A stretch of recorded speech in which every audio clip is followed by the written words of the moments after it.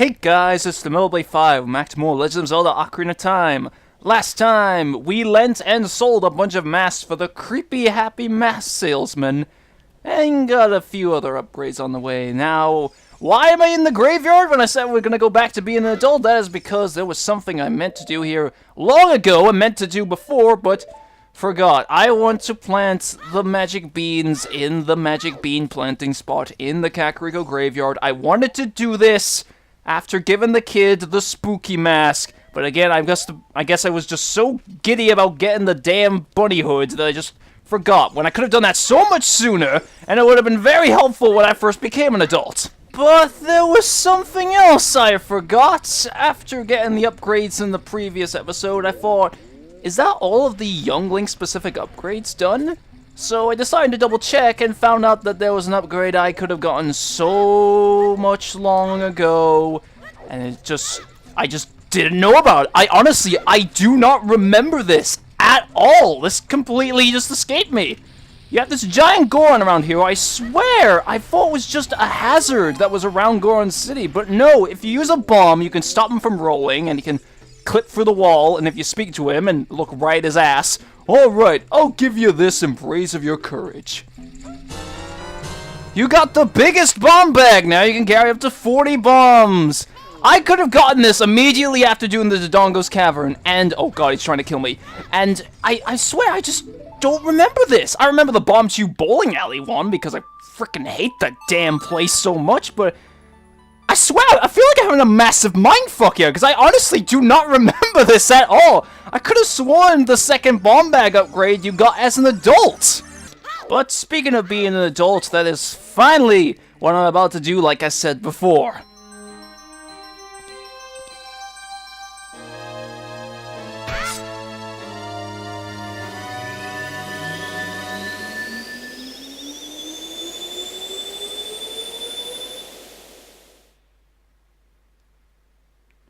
I probably won't show the transition every single time, but I thought since that was the first time transitioning from young to adult Link without massive amounts of plot in between, that I thought I'd show it. And cause you don't have a warp song to where I want to go to, I'm gonna have to walk through all the redeads again! Return to Kakariko Village in the adult timeline. One thing that is different about this place other than just the NPCs is that this building that was under construction in the youngling time period is now complete. And it is the shooting gallery! They just moved it over here. Do you want to play a game? It's 20 rupees per play. Okay, this is a game for grown-ups. Hyrule's famous shooting gallery. It's literally the exact same dialogue as before. And I can skip through all of it. Now, this one is... Okay, thank God. This one's a bit weird. The sets of rupees that show up is exactly the same as the Young Link version, except the order in which they appear is randomized. So, yeah, this one can be quite tricky if you... Oh my god, what the... We went right through it! Shit! Fucking reverse camera controls!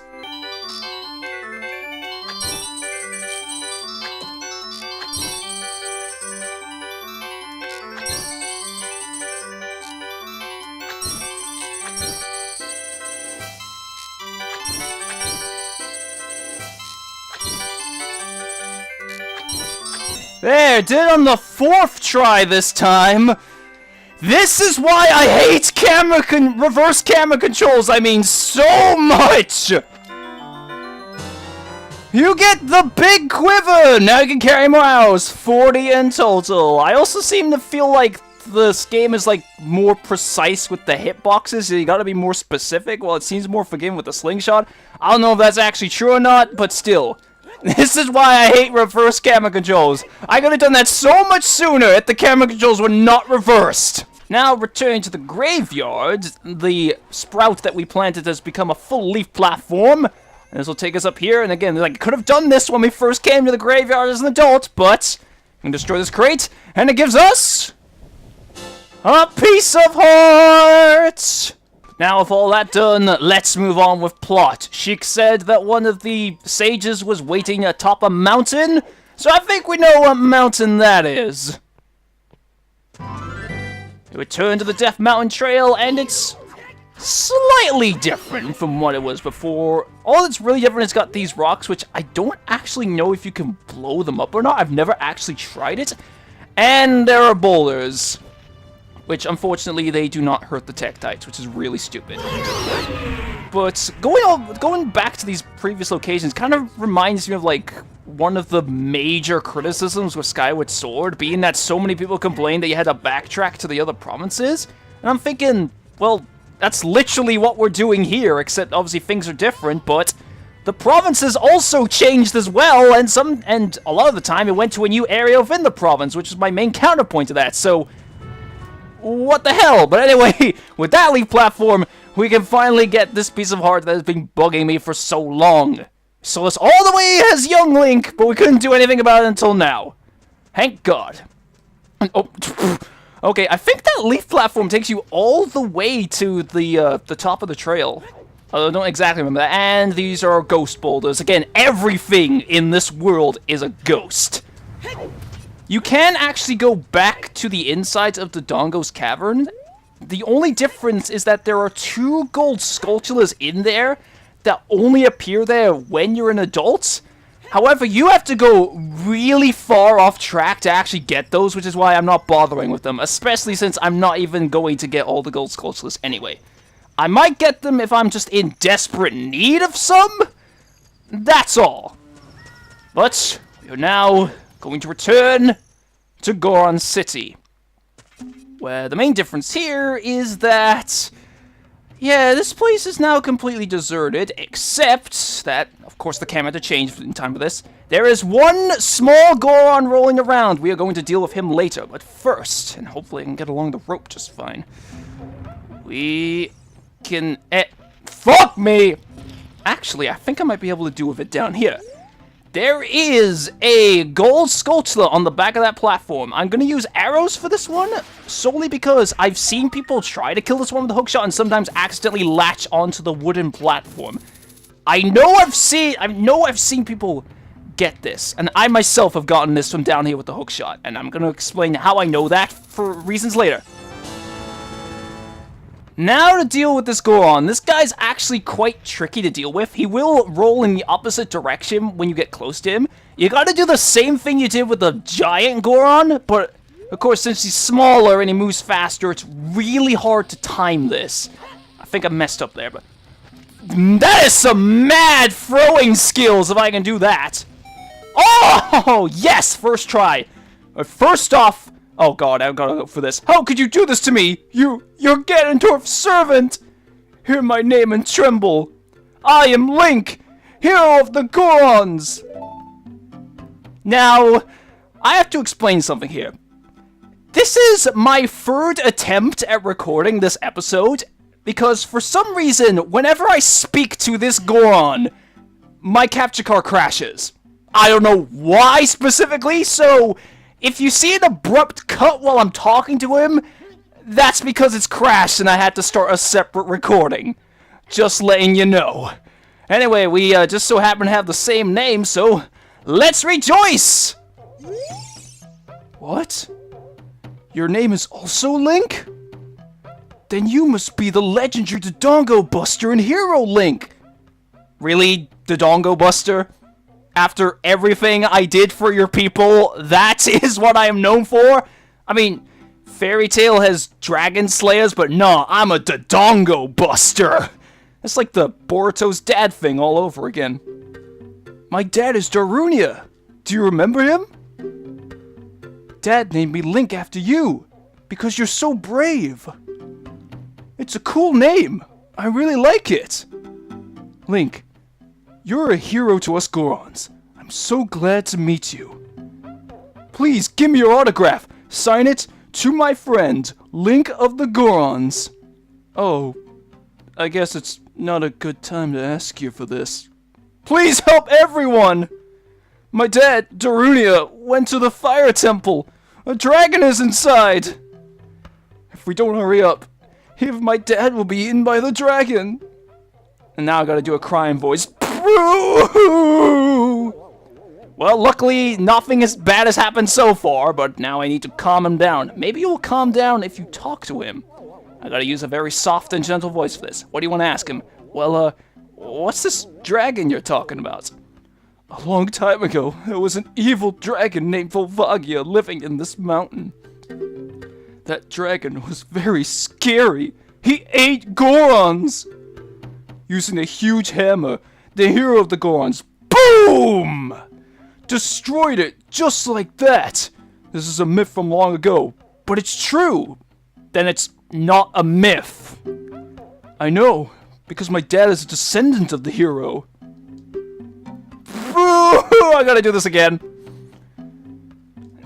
Now it goes through the exact same dialogue again. Just gotta ask him about the other thing, which is, what happened to the other Gorons? Everybody was taken to the fire temple. While my dad was out, Ganondorf's followers came and took them all away.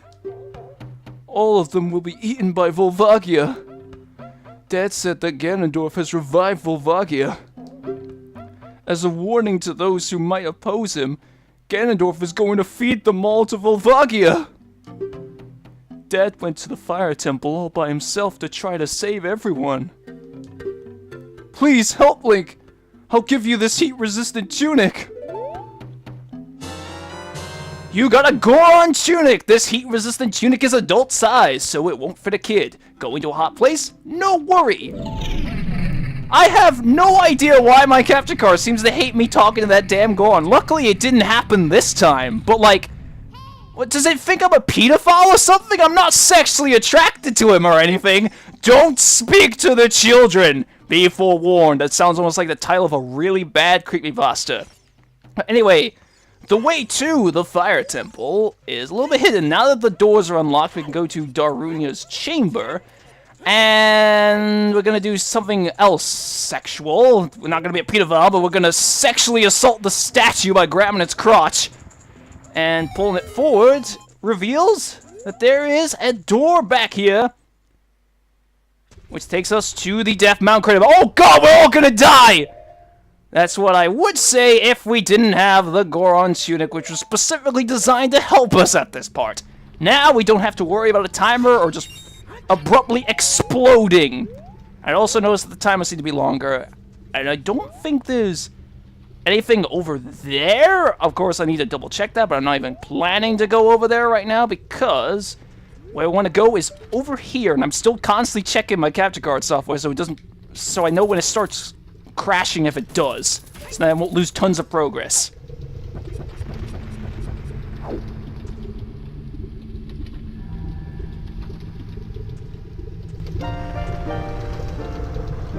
It is something that grows over time, a true friendship, a feeling in the heart that becomes even stronger over time. The passion of friendship will soon blossom into a righteous power, and through it, you will know which way to go. This song is dedicated to the power of the heart. Listen to the bolero of fire.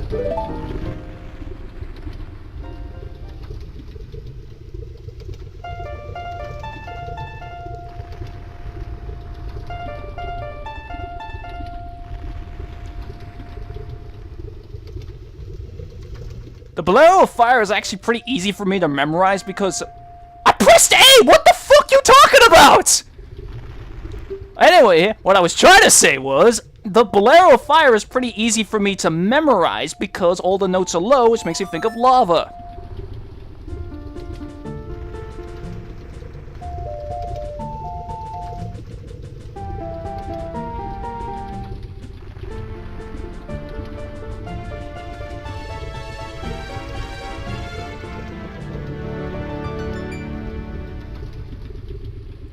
You have learned the Bolero of Fire! I also find it easy to memorize because it's quite a repetitive tune in terms of the buttons.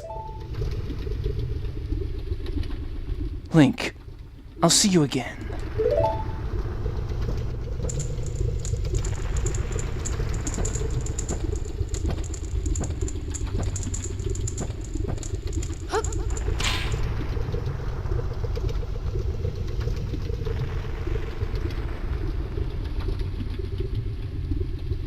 I don't know where the hell that fire came from, but with the blower of fire, we could warp specifically to this spot, in which the fire symbol was actually a bright red color in 3D rather than this dark, dreary pattern.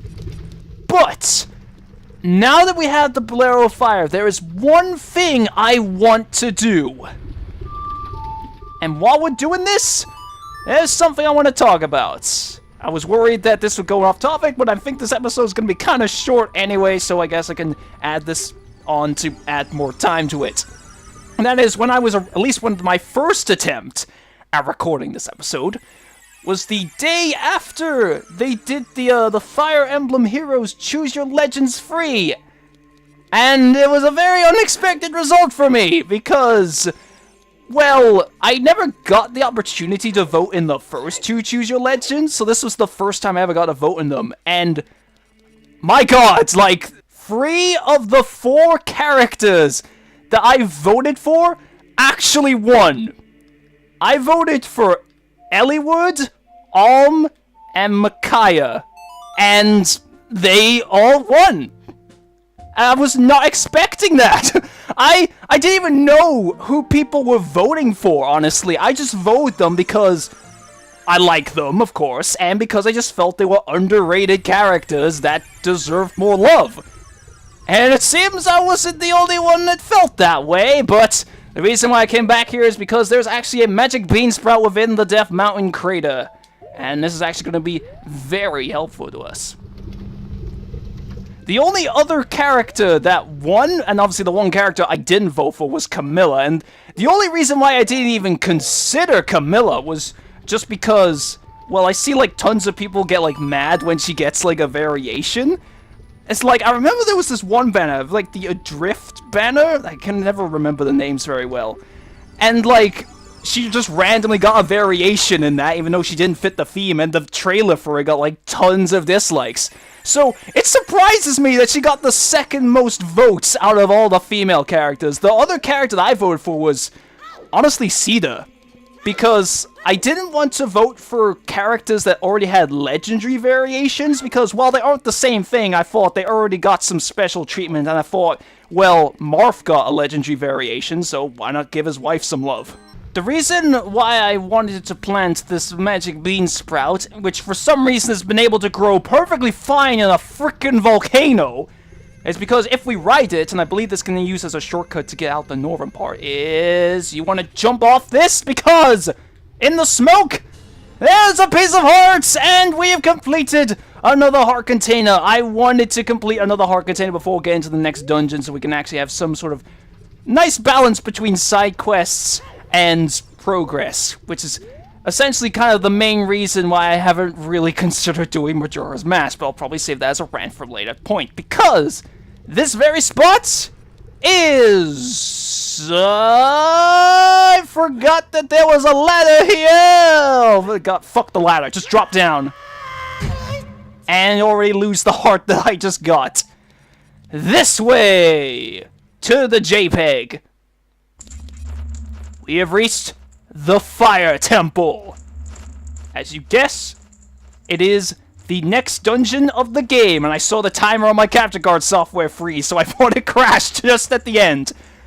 Of course, I like to obviously save the beginning of a dungeon for the beginning of an episode, so next time on Legend of Zelda Ocarina of Time, we're gonna start the Fire Temple, and hopefully save at least some of the Gorons. So take care, and I'll see you guys next time.